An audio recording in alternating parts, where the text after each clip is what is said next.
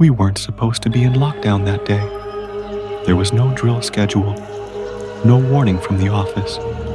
But when Mrs. Patterson's face went completely white as she read something on her computer, we knew something was very, very wrong. What I'm about to tell you is the true story of the most terrifying 3 hours of my life, and the part that still keeps me up at night. The police never found him. This happened during my junior year at Riverside High, and I need to tell you about it because the full story never made the news.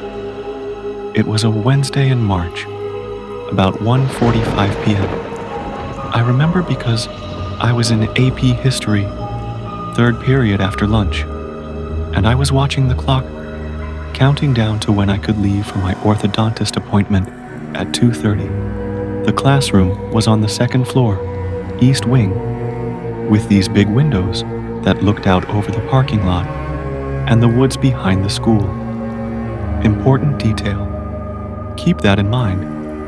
There were 23 of us in class that day. Mrs. Patterson was in the middle of lecturing about the Cold War when her computer made that sharp notification sound. You know the one, the emergency alert tone that schools use. She stopped mid-sentence, walked over to her desk, and I watched her face change.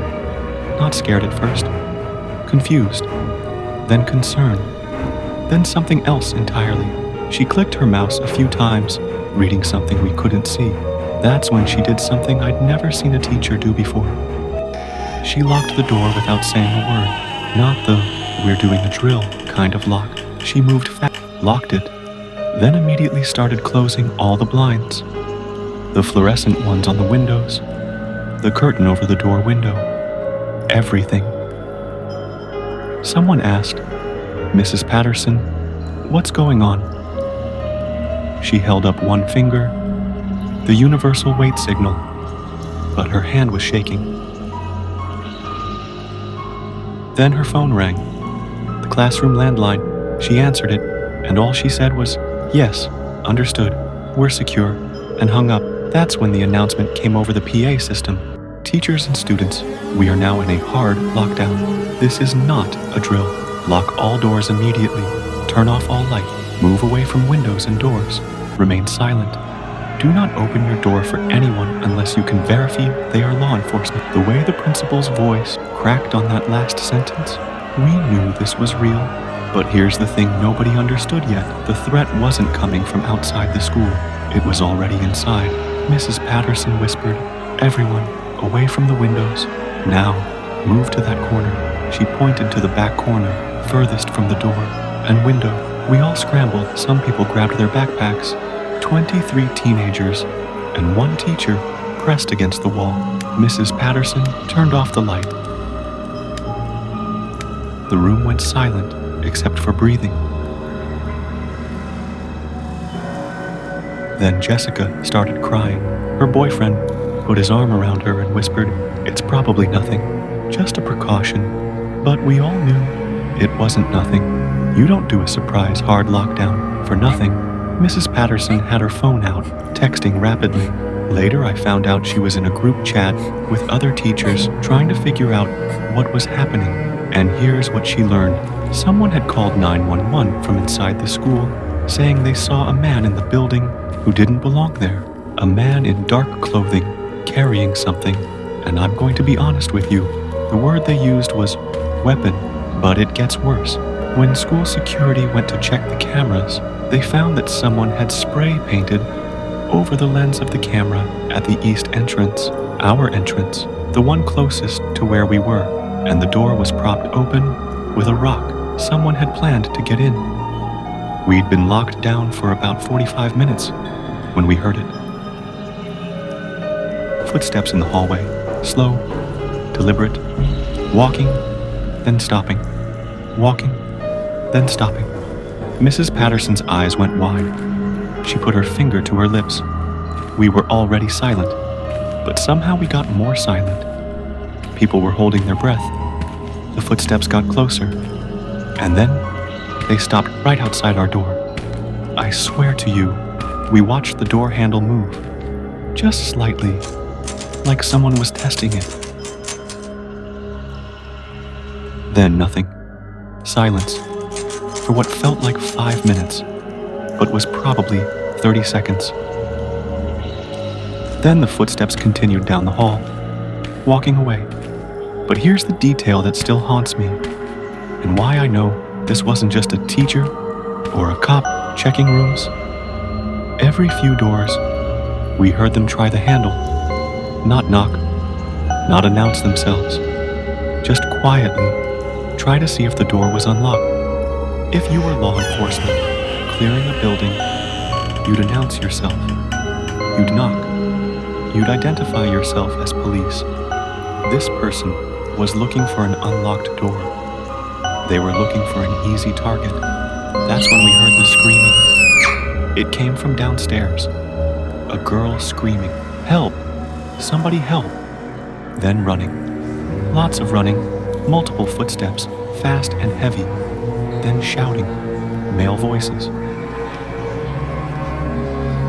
"Police, get down now." More running. A loud bang that might have been a door slamming or something worse. Then silence again.